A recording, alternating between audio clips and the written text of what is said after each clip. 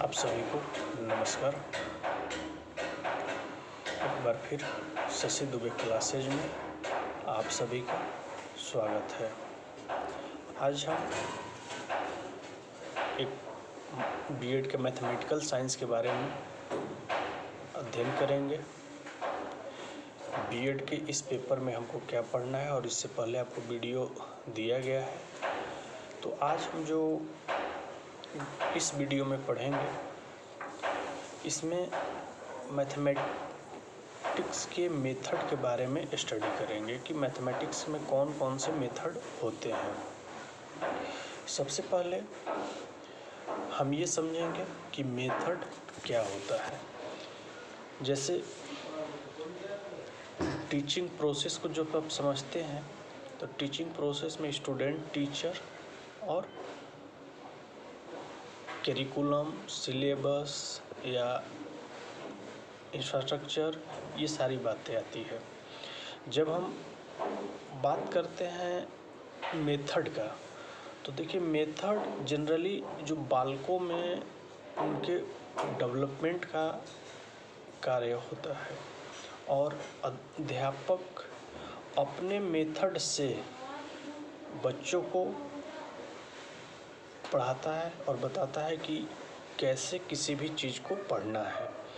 अब इसके अर्थ में हम जब जाएंगे तो कक्षा के वातावरण के अंतर्गत छात्रों के सीखने तथा शिक्षक के शिक्षण क्रिया से संबंधित जो कार्य किए जाते हैं उनके ज्ञान के आधार पर वो विधि कहा जाता है। अब यहाँ पे हम समझेंगे कि टीचिंग मेथड ऑफ मैथमेटिक्स में मेथड का क्या रोल है। जैसे एक शिक्षक उनकी सब्जेक्ट नॉलेज जो भी हो और उस नॉलेज को बच्चे में कैसे ट्रांसफॉर्म करेंगे, वो मेथड सिखाता है, वो विधि सिखाता है। आज हम उसी मेथड्स के बारे में अध्ययन करेंगे कि कौन कौन से मेथड्स के बारे में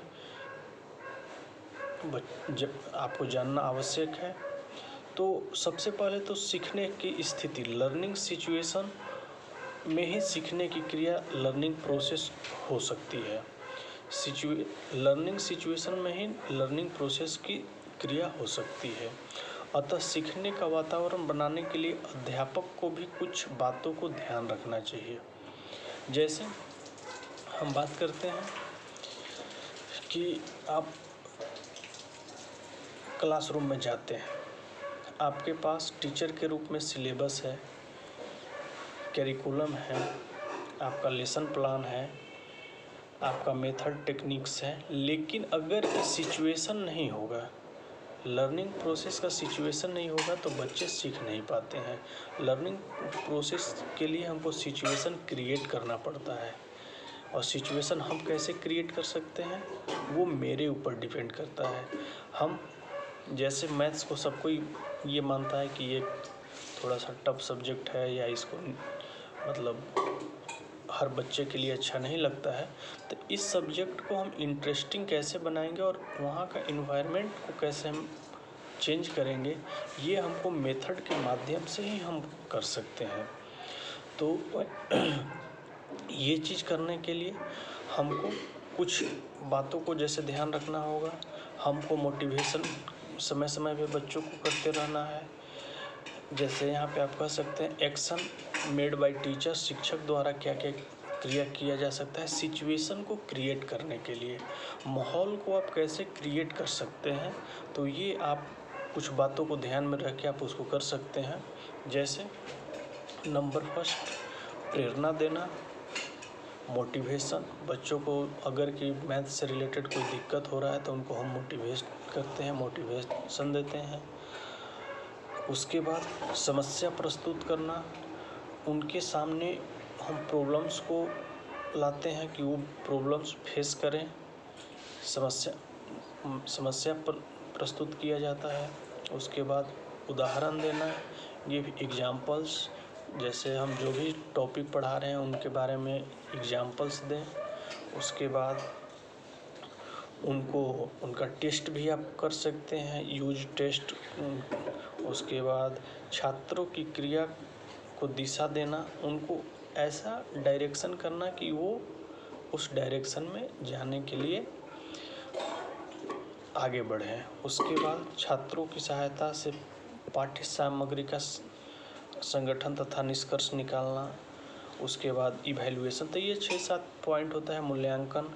वहाँ पे हम क्या कर सकते हैं कि उनको माहौल क्रिएट कर सकते हैं कि आप ये चीज़ 6-7 पॉइंट आप करके उनको मोटिवेशन, प्रॉब्लम्स, एग्जाम्पल्स, उनका इवैल्यूएशन, उनका टेस्ट, उनके जो भी टीचिंग एड्स वगैरह हैं उस तरह से करके उनको हम मोटिवेट कर सकते हैं। तो इस तरह से हम 6-7 पॉइंट के माध्यम से अपने सब्जेक्ट को इंटरेस्टिंग बना के अपने मेथड का हम प्रयोग कर सकते हैं। तो इस तरह से आज हम टीचिंग ऑफ मैथमेटिक्स में जो भी मेथड यूज होते हैं उनके बारे में हम बात करेंगे। उसके बाद अब जैसे वहाँ पे आपका टीचर द्वारा एक्टिविटी था, अब यहाँ पे स्टूडेंट द्वारा उनको प्रेरित होना, उनको ऑब्जर्वेशन करना, जैसे निरीक्षण करना, पुराने अनुभव को प्रत्यास्मरण, ध्यान से सुनना, पाठ्य वस्तु का ज्ञान और निष्कर्ष निकालना। Action done by student learner, इनके लिए क्या क्या है? जैसे प्रेरित, उनको स्टिमुलेशन होना चाहिए, अपने आप से उनको प्रेरित होना चाहिए कि हाँ भाई हमको मैथ्स पढ़ना है तो अच्छे से पढ़ना है। और अगर कि एक देखिए सबसे बड़ा बात है कि मैथ्स ऐसा सब्जेक्ट है कि आप इसको ज़बरदस्ती नहीं पढ़ा सकते, जिसका मन करेगा वही मैथ्स पढ़ सकता है। तो इसलिए हम यहाँ पे ये कर सकते हैं कि उनको स्टिमुलेशन कैसे मिल रहा है, वो प्रेरित हो रहे हैं कि नहीं, उनका हम जब निरीक्षण करेंगे कैसे ऑब्जर्वेशन कर रहे हैं, वो क्या कर रहे हैं, आप जब मैथ्स पढ़ा रहे हैं तो उस समय क्या हो रहा है, तो ये सारी चीज़ों को हम ऑब्जर्व कर सकते हैं।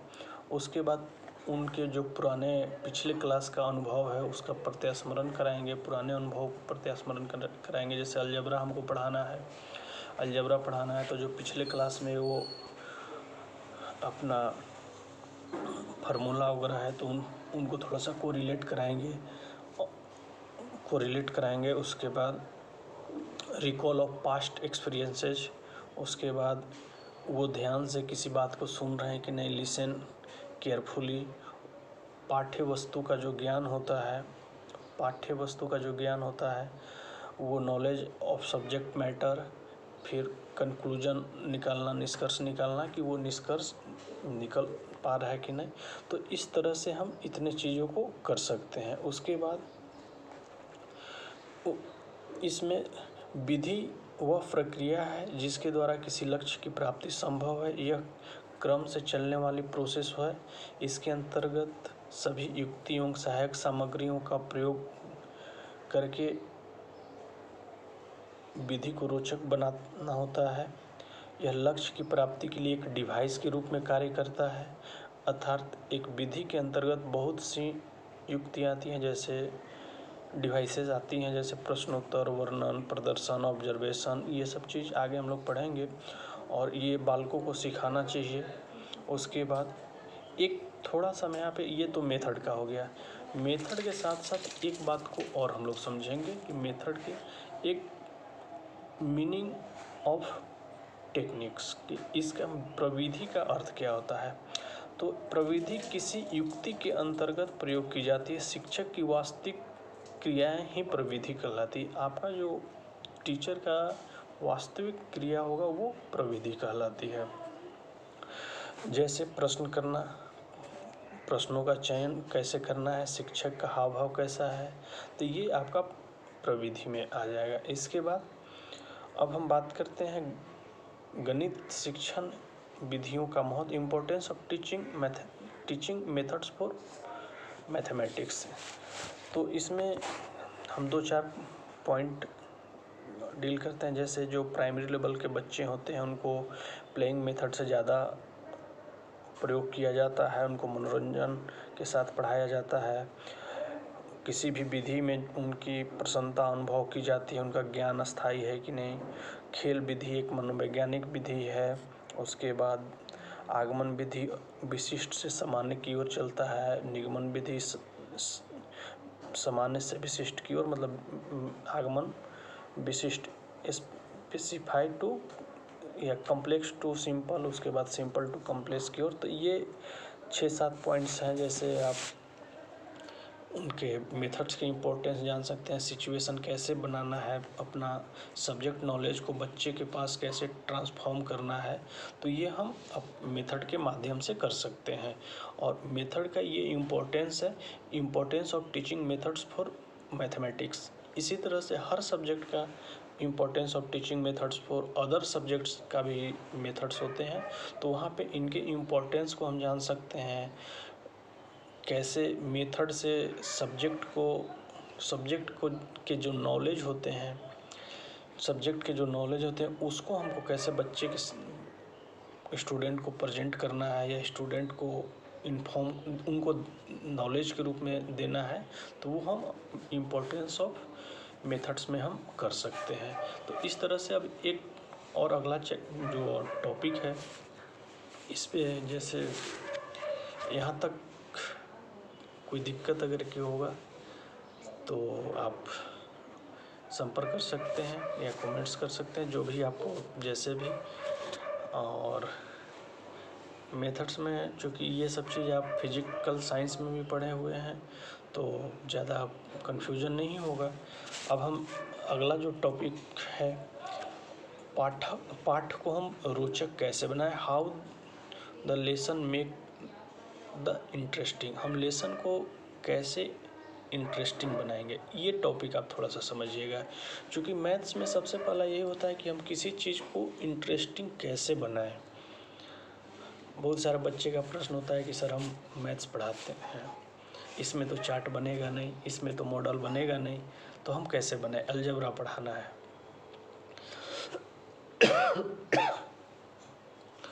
अलजेब्रा पढ़ाना है, इसमें हम चार्ट कैसे बनाएं, इसमें मॉडल्स कैसे बनाएं, इसमें और एड्स को हम कैसे कोरिलेट करें। तो आप जैसे जैसे आगे बढ़िएगा आपको सारा चीज़ क्लियर हो जाएगा और कहीं उसमें कोई दिक्कत नहीं है। आप सब चीज़ बता सकते हैं कि चार्ट कैसे बनेगा। और सारे टॉपिक में एक चीज़ ध्यान दीजिएगा, मैथ्स के सारे टॉपिक में आपका चार्ट भी बनता है, मॉडल्स भी बनता है। हाँ, आपको बनाने आना चाहिए कि कैसे किसको हमको किसी टॉपिक को कैसे प्रेजेंट करना है। तो उसी चीज़ को हम how the lesson make the interesting, किसी भी चीज़ को कैसे हम इंटरेस्टिंग टॉपिक को या लेसन को हम कैसे इंटरेस्टिंग बना सकते हैं। तो इसमें 2-4-5 पॉइंट है, जैसे हम देख लेते हैं कि कौन कौन से। जैसे नंबर फर्स्ट, विषय से पूर्व ज्ञान से संबंधित करना, विषय को पूर्व ज्ञान से संबंधित करना। To relate the subject with pre knowledge. जैसे चूँकि हायर एजुकेशन में तो ये चीज़ नहीं हो सकता है, थोड़ा कम हो पाता है, लेकिन आप जनरली देखेंगे तो primary level, upper primary, secondary level, higher secondary तक आपका सब्जेक्ट या विषय को पूर्व ज्ञान से कैसे संबंधित करना है। To relate the subject with pre knowledge. Teacher का ये सबसे पहले है कि उनके जो पहले का प्रीवियस नॉलेज है, आप लेसन प्लान बनाते हैं, बच्चे के प्रीवियस नॉलेज को चेक करते हैं। उसी तरह से जो टॉपिक आप पढ़ा रहे हैं, जो लेसन आप पढ़ा रहे हैं, तो उसको कम से कम सब्जेक्ट से प्री नॉलेज का उनका थोड़ा सा टेस्ट आप कर सकते हैं। अब कैसे हम कर सकते हैं, एक तो क्लास वाइज भी आप कर सकते हैं। जैसे कोई बच्चा अगर कि 7 क्लास से 8 क्लास में आता है, तो आप स्टार्टिंग में आप बच्चे को मैथ पढ़ा रहे हैं, तो 7 क्लास के कुछ बातों को उनका टेस्ट आप कर सकते हैं। तो उनसे क्या हो जाएगा कि प्रीवियस नॉलेज आप उनका टेस्ट कर लिए। और उसी तरह से अगर कि कोई बच्चा 7 से 8 में आया है और आप बच्चे को मान लीजिए फ्रैक्शन पढ़ा रहे हैं, फ्रैक्शन के बाद आपको डेसिमल्स पढ़ाने हैं, तो हम क्या करेंगे, उनका कोई नंबर सिस्टम पे या फ्रैक्शन पे उनका कुछ हम टेस्ट कर सकते हैं। तो इस तरह से उनका प्रीवियस नॉलेज का भी टेस्ट हो जाएगा, उनके प्रीवियस नॉलेज को भी टेस्ट हो जाएगा, सब्जेक्ट से to relate the subject with pre knowledge. और इससे क्या होगा कि उनके पूर्व प्रीवियस नॉलेज को हम अच्छे से समझ सकते हैं कि बच्चे का क्या प्रीवियस नॉलेज है, और उसके अकॉर्डिंग हम उनको कर सकते हैं। अब पता चलेगा कि बच्चे का आप डेसिमल पढ़ा रहे हैं, अलजेब्रा पढ़ा रहे हैं, या परसेंटेज पढ़ा रहे हैं, लॉस एंड प्रॉफिट पढ़ा रहे हैं, और पता चल रहा है कि उनके जो पीछे का बेसिक कंसेप्ट है, इसलिए मैथ्स में बोला जाता है कि आप बेसिक कंसेप्ट को पहले क्लियर कीजिए। आप जैसे ट्रिगो बच्चे को पढ़ा रहे हैं, ट्रिगो में अगर कि आप फार्मूला बच्चे को नहीं लर्न कराएंगे, नहीं याद कराएंगे, तो पता चलेगा कि ट्रिगो का आपका अगला टॉपिक बनेगा ही नहीं। तो इस तरह से हम लोग क्या करते हैं कि सबसे पहले उनके प्रीवियस, तब जाके इंटरेस्टिंग होगा। अलजेब्रा में अगर कि आपको अलजेब्रा पढ़ा रहे हैं तो आपको उनको फार्मूला का टेस्ट करना पड़ेगा। उनके फार्मूला का जब आप टेस्ट करते हैं तब आपको जाके ये पता चलेगा कि हाँ उनको किस तरह से, नहीं तो आप अगर कि बच्चे को, एक होता है ना कि बाउंस करना ऊपर ऊपर, मतलब हमारे सर से ऊपर ऊपर जा रहा है, हमको समझ में नहीं आ रहा है, तो ये चीज़ नहीं। हमको क्या करना है कि उनके प्रीवियस नॉलेज को भी टेस्ट करते चलना है कि उनका प्रीवियस नॉलेज किस तरह का है, उनके प्रीवियस नॉलेज किस तरह से। तो इस तरह से उनका प्रीवियस नॉलेज को टेस्ट करके लेसन को हम इंटरेस्टिंग बना सकते हैं, उसके बाद अगला पॉइंट जो है इसमें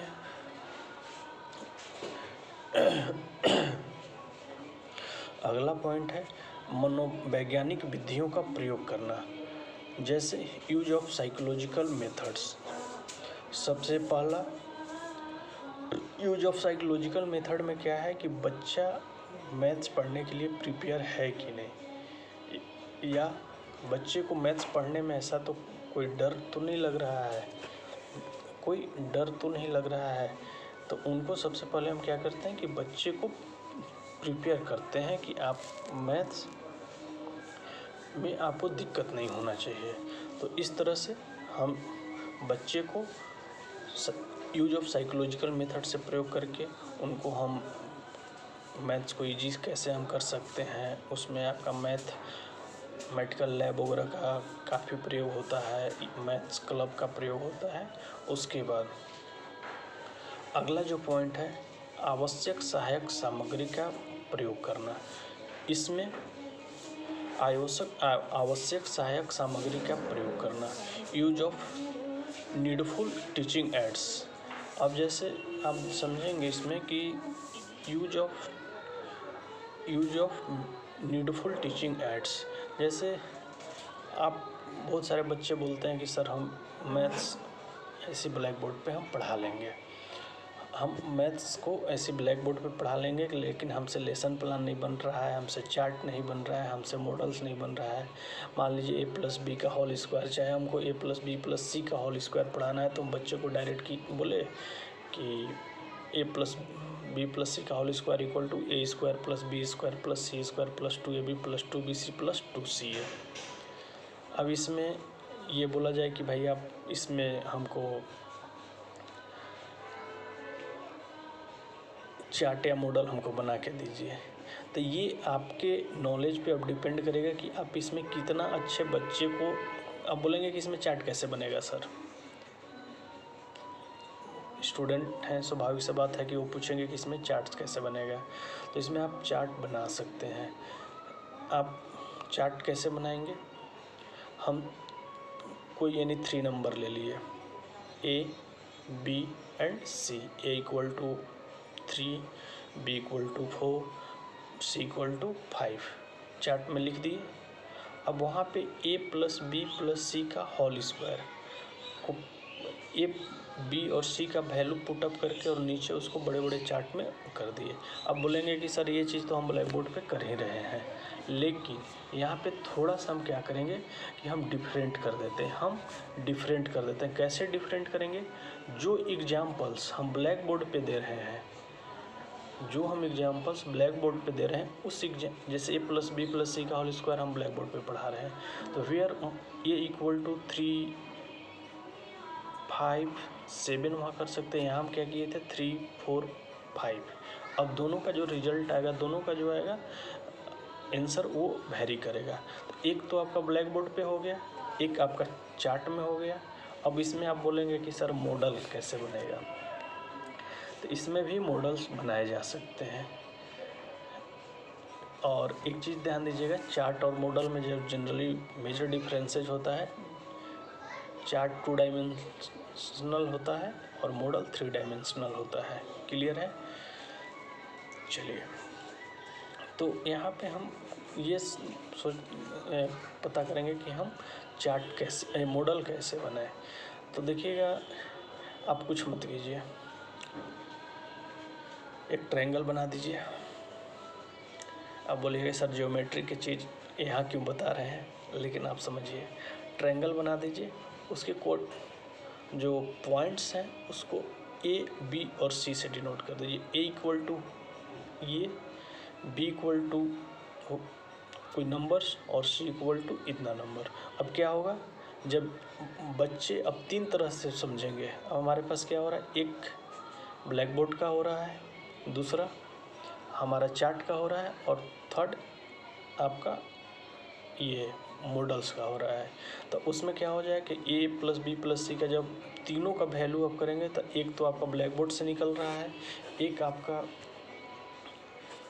ये चार्ट से निकल रहा है, एक आपका मॉडल से निकल रहा है। तो वहाँ पे जब ये तीनों वैल्यू निकलेगा, तीनों वैल्यू को जब एक साथ बच्चे को दिखाएंगे तो उनको वो चीज़ ज़्यादा वो इंटरेस्टिंग उसको समझेंगे और उनमें उनका इंटरेस्ट भी आएगा।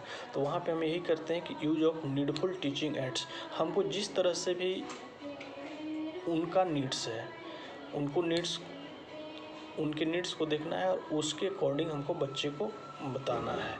अब अगला जो इसमें है, समुचित प्रोत्साहन देना तथा आत्मविश्वास उत्पन्न करना, to encourage properly and to produce self confidence. देखिए, इनकरेज करना या फिर आप उनको प्रोड्यूस कैसे कर रहे हैं, उनका सेल्फ कॉन्फिडेंस स्टूडेंट का कैसे बढ़ा रहे हैं, ये सब चीज़ टीचर के इंडिविजुअल नॉलेज पे डिपेंड करता है, उनके बातों पे ये चीज़ डिपेंड करता है कि वो ये चीज़ कैसे करते हैं।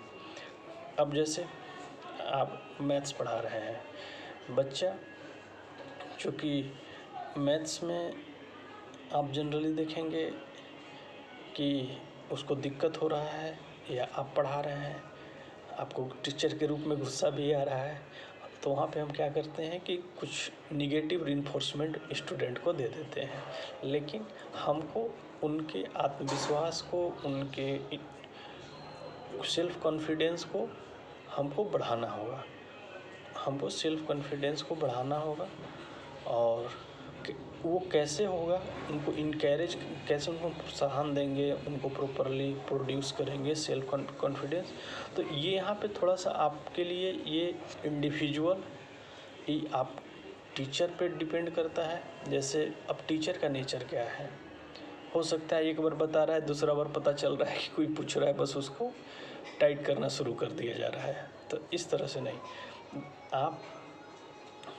आपके अंदर आप किसी चीज़ को कितने अच्छे तरीके से, और चूँकि देखिए एक चीज़ होता है जब टीचर और स्टूडेंट का जो रिलेशन होता है, इंटरेक्शन होता है, अगर कि टीचर को परेशान करने के व्यू से आपका इंटरेक्शन है तो टीचर भी बदमाश होता है, वो फिर उसी तरह से आपको रिप्लाई करना शुरू कर देगा। और दूसरी बात कि अगर कि आपको बिल्कुल समझ में नहीं आ रहा है तो वहाँ पे जो आपका इंटरेक्शन होगा तो टीचर वहाँ पे इस बात को बताते भी हैं कि कैसे हमको करना है, किस तरह से करना है और किस तरह से करना है। तो ये सब जब बात को हम ध्यान में रखते हैं तो उनको हम सेल्फ कॉन्फिडेंस बच्चों को दे सकते हैं। अब उसके बाद अगला जो है पॉइंट इसमें, स्नेह, सद्भावना और व्यवहार, behaviour with affection and sympathy. देखिए अब ये तो भाई जैसे अब मैथ्स के टीचर में अगर कि बिहेवियर, अफेक्शन या फिर सिंपैथी तो टीचर के रूप में स्टूडेंट के प्रति होता है, लेकिन टीचर कभी भी उस सिंपैथी को ये नहीं दिखाते हैं कि स्टूडेंट के प्रति मेरा सिंपैथी है। और अगर कि ये चीज़ आप दिखा दिए कि हाँ इसके प्रति हमारा सिंपैथी है या फिर अफेक्शन है, तो वहाँ पे क्या हुआ कि उसका उपयोग या उसका प्रयोग स्टूडेंट गलत डायरेक्शन में करना शुरू कर देते हैं। उसका प्रयोग अभी जैसे एक एग्जाम्पल के तौर पे हम ले रहे हैं, टीचर स्टूडेंट, जैसे बीएड कॉलेज के टीचर और आप जैसे आप लोग स्टूडेंट हुए। टीचर किसी वीडियो की इतने मेहनत से बना रहा है क्योंकि हमको स्टूडेंट के प्रति सिंपैथी है कि उनका सब्जेक्ट पीछे ना हो या फिर उनको आगे दिक्कत ना हो। लेकिन अब यहाँ पे क्या हो रहा है, टीचर नोट्स हो या जूम ऐप पे क्लास हो या फिर जो भी आपका वीडियो बन रहा है, तो यहाँ पे स्टूडेंट टीचर का क्या कर रहे हैं, मजाक उड़ा रहे हैं। तो कहने का मतलब कि आने वाले समय में आप भी इसी कॉम में आने वाले हैं, आप भी टीचर में ही। और अब तो ऐसा कंडीशन होते जा रहा है, कोविड-19 का इतना इफेक्ट हो गया है कि आपको जूनियर क्लास के बच्चों के लिए तो आपको और ज़्यादा मेहनत करना पड़ेगा। हम लोग तो थोड़ा सा हायर में हो जाता है कि चलो मेहनत, हम टीचर भी, कोई भी आप टीचर का देखिए कॉलेज का, तो ऐसा नहीं है कि वो मेहनत नहीं कर रहे हैं। उनका भी 1 घंटा का वीडियो जा रहा है, क्लास हो रहा है, उसके बाद नोट्स आपको दिया जा रहा है। लेकिन जब आप जूनियर क्लास में जाएंगे तो जस्ट इसका दोगुना आपको मेहनत करना पड़ेगा। आपको बच्चे को ऑनलाइन क्लास देना है, आपको उनके लिए नोट्स अवेलेबल कराना है, आपको उनके लिए वीडियो अवेलेबल कराना है, उसके बाद आपको उनका इवैल्यूएशन करना है। तो ये सारा चीज़ वो प्रोसेस में आ जाएगा। जैसे अभी एक और एग्जांपल हम दे रहे हैं इसमें, यहाँ पे चार्ट के रूप में आप लोग को नोट्स अवेलेबल हो जा रहा है, मॉडल के रूप में आप लोग को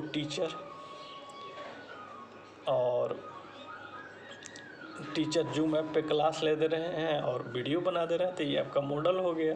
तो आपको तो चार्ट और मॉडल समझने में ज़्यादा दिक्कत नहीं होना चाहिए। तो सिंपैथी, और कभी-कभी जैसे मैथ्स के जो टीचर होते हैं, सिंपैथी उनमें होता है लेकिन वो दिखाना नहीं चाहते हैं। अगर कि आप सिंपैथी दिखा दिए तो फिर हो सकता है कि बच्चे उसका गलत भी प्रयोग करने लगेंगे। और ठीक है, आप सिंपैथी दिखाएं, लेकिन उतना कि अगला स्टूडेंट को ये चीज़ पता नहीं चलना चाहिए कि हम बच्चे के प्रति या आपके प्रति हमारा सिंपैथी है। और सिंपैथी ऐसा सिंपैथी नहीं, जैसे कि एग्जाम्पल के रूप में हम लोग सिंपैथी ले रहे हैं। आपको लेसन प्लान बनाना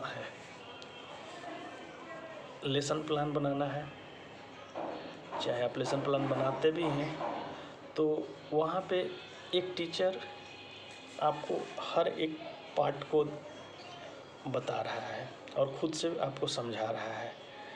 तो खुद से अगर कि समझा रहा है,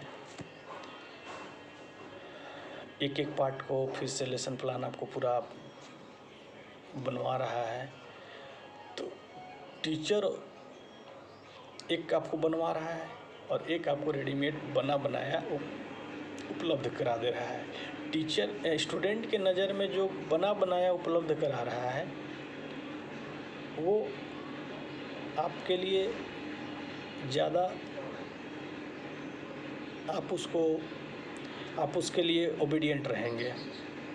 और जो आपको डांट के या जैसे भी आपको परेशान करके बना रहा है, हो सकता है उसके लिए आप कम ओबीडिएंट रहेंगे। तो ये सिंपैथी, इस तरह का सिंपैथी नहीं कि हम बैक टू डोर से काम कर रहे हैं, ऐसा नहीं। हाँ, सिंपैथी आपके सब्जेक्ट नॉलेज में होना चाहिए, इस तरह से सिंपैथी होनी चाहिए। उसी तरह से अगला जो पॉइंट है, गणित के व्यवहारिक मूल्यों से छात्रों को अवगत कराना। जो गणित में व्यवहारिक मूल्य हैं उनको छात्रों को अवगत कराना। To aware the behavioural values of mathematics for student. जैसे इसके जो व्यवहारिक मूल्य हैं वो आपको बच्चों को बताना। उसके बाद आपको अगला जो पॉइंट है, दैनिक जीवन एवं वातावरण से समन्वय करना। जैसे to make coordination with daily life and environment. आपको मैथ से कैसे आप ऐसा कोऑर्डिनेशन करें कि डेली लाइफ में भी उनका वातावरण रहे, आपके दैनिक जीवन में जो क्रियाकलाप होते हैं उनमें भी। जैसे आप एक जनरल एम और स्पेसिफिक एम इसमें आप जानते हैं। उसके बाद आप इस तरह से अगला जो पॉइंट है कि जनरली आप देखेंगे कि मेथड का जो प्रयोग होता है इंटरेस्टिंग, रुचिकर बनाकर आप प्रयोग कर सकते हैं। तो ये हमको लेसन को कैसे इंटरेस्टिंग बनाना है, ये आप लगभग 7-8 पॉइंट देखें।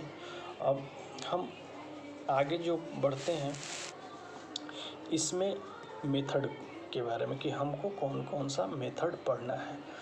तो कौन कौन सा मेथड हमको पढ़ना है, जैसे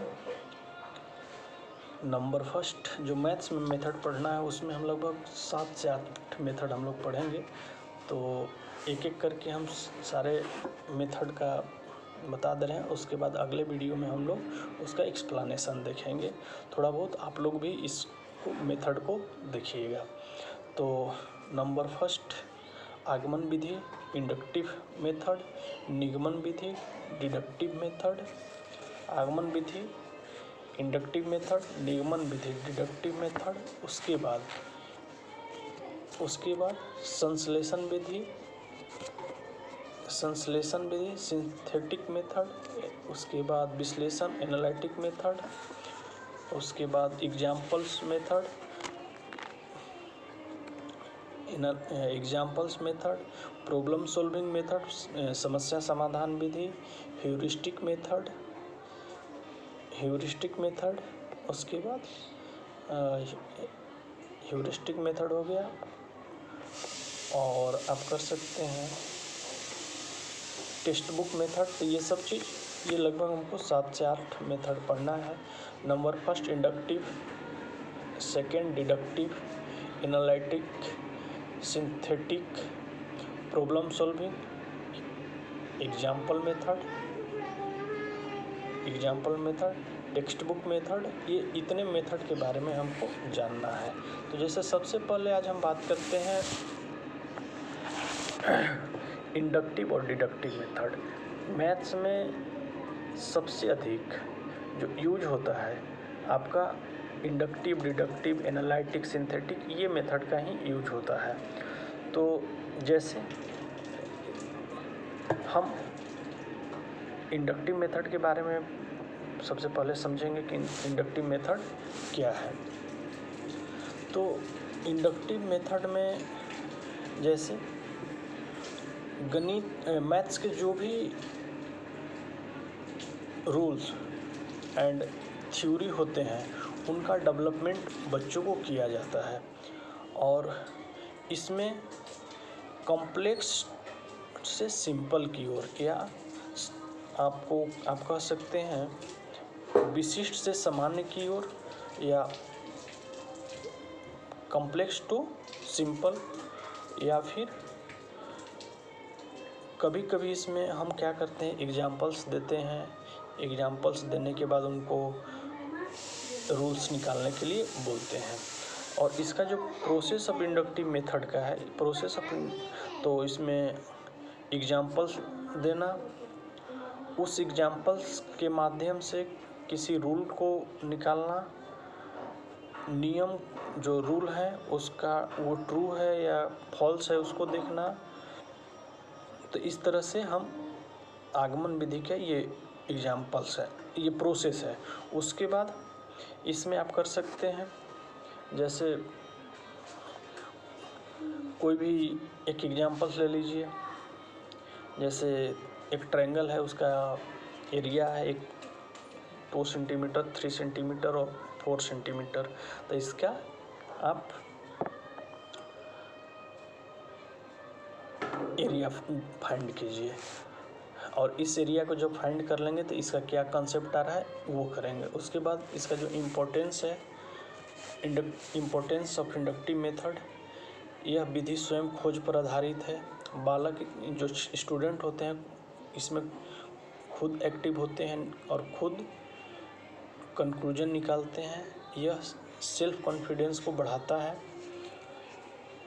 और इसमें बच्चे थोड़ा सा अपने आप को ज़्यादा कॉन्फिडेंस में रहते हैं।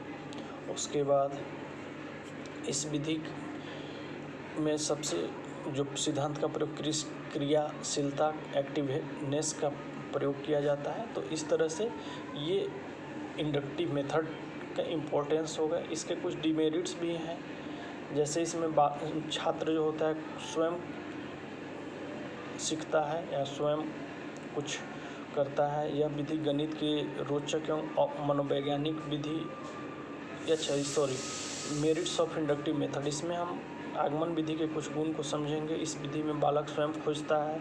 इसमें मनोवैज्ञानिक विधि है या छात्रों को तार्किक या दृष्टिकोण डेवलप करता है। तो इस तरह से इसके इम्पोर्टेंस होंगे। इसी तरह से इसका डिमेरिट्स हो जाएगा, जैसे इस विधि में खुद स्टूडेंट ज़्यादा एक्टिव होता है, इसलिए ये विधि थोड़ा इसका डिमेरिट्स भी है। इसमें बच्चे को ज़्यादा एग्जाम्पल्स के माध्यम से समझाना, तो वहाँ पे बच्चे कंफ्यूज हो जाते हैं। तो इस तरह से आपका इंडक्टिव मेथड का आज पूरा, और इंडक्टिव डिडक्टिव एक दूसरे के जस्ट अपोजिट मेथड है। तो इस तरह से इंडक्टिव मेथड, डिडक्टिव मेथड को हम कैसे समझें, इंडक्टिव मेथड का क्या मीनिंग है, उसका प्रोसेस क्या है, उसका इम्पोर्टेंस क्या है, उसका मेरिट्स क्या है और उसका डिमेरिट्स। तो सेम इसी तरह से आप लोग और मेथड का मीनिंग, प्रोसेस, इम्पोर्टेंस, उसके बाद इम्पोर्टेंस, उसके बाद उसका क्या मेरिट्स है, उसका क्या डिमेरिट्स है, तो ये आप कर सकते हैं। तो इस तरह से हम लोग का मेथड करीब करीब आपको दिक्कत नहीं होगा। और आज के वीडियो में हम लोग जितने भी मेथड्स के बारे में किए तो आप लोग भी कीजिएगा। इसके बाद फिर हम अगले टॉपिक पे चलेंगे। और इस वीडियो में और एक चीज़ आप लोग को बोला गया था कि जो आप अपने टॉपिक से रिलेटेड आप ऑब्जेक्टिव्स क्वेश्चंस भी बनाएंगे, तो वो चीज़ आप कीजिएगा। और इसमें भी किसी भी तरह का कोई कन्फ्यूजन होगा, और हमको नहीं लगता है कि कोई कन्फ्यूजन होगा। मेथड तक आपका करीब करीब कंप्लीट है।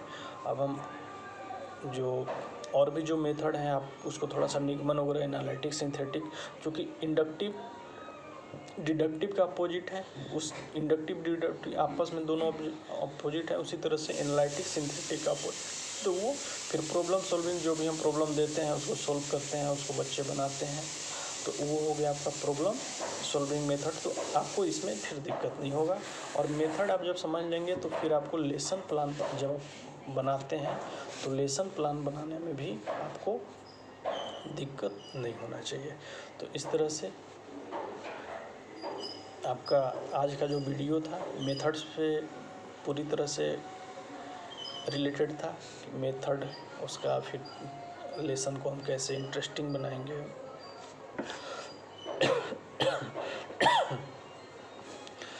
हम किस अपने जो भी लेसन पढ़ा रहे हैं उसमें फिर कैसे इंटरेस्टिंग बनाएंगे, मेथड्स क्या है, टेक्निक्स क्या है, उसके बाद आपका ये कौन कौन से मेथड्स के माध्यम से हमको पढ़ना है, तो ये सारी चीज़ आपको चर्चा किया गया।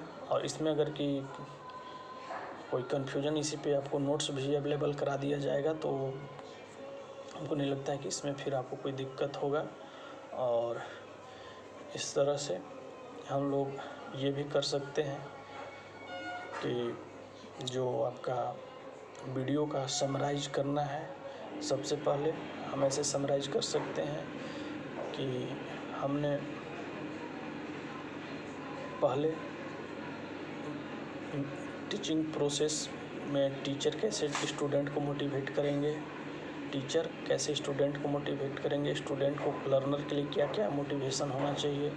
उसके बाद मेथड क्या है, उसका डेफिनेशन क्या है। उसके बाद टेक्निक्स को हम लोगों ने समझा। उसके बाद टेक्निक्स के समझने के बाद हम लोग किसी लेसन प्लान को इंटरेस्टिंग कैसे बनाना है वो चीज़ समझे। किसी लेसन प्लान को हम इंटरेस्टिंग कैसे बनाएंगे वो चीज़ समझे। उसके बाद आपका ये इंटरेस्टिंग कैसे बनाएंगे। और अगला जो हम समझे मेथड, मैथमेटिक्स में कौन कौन से मेथड्स हमको पढ़ने हैं, कौन कौन से मेथड हमको पढ़ने हैं। तो उसमें एग्जाम्पल जो आया inductive deductive, analytic, synthetic, problem solving, example method. तो ये सारी टॉपिक हमको पढ़ना है और इसमें वीडियो में आपको बताया गया। और वीडियो को आप देखें और किसी भी तरह का कन्फ्यूजन हो तो आप कमेंट्स के माध्यम से या जैसे भी आपको संपर्क करना है आप कर सकते हैं। बहुत बहुत धन्यवाद।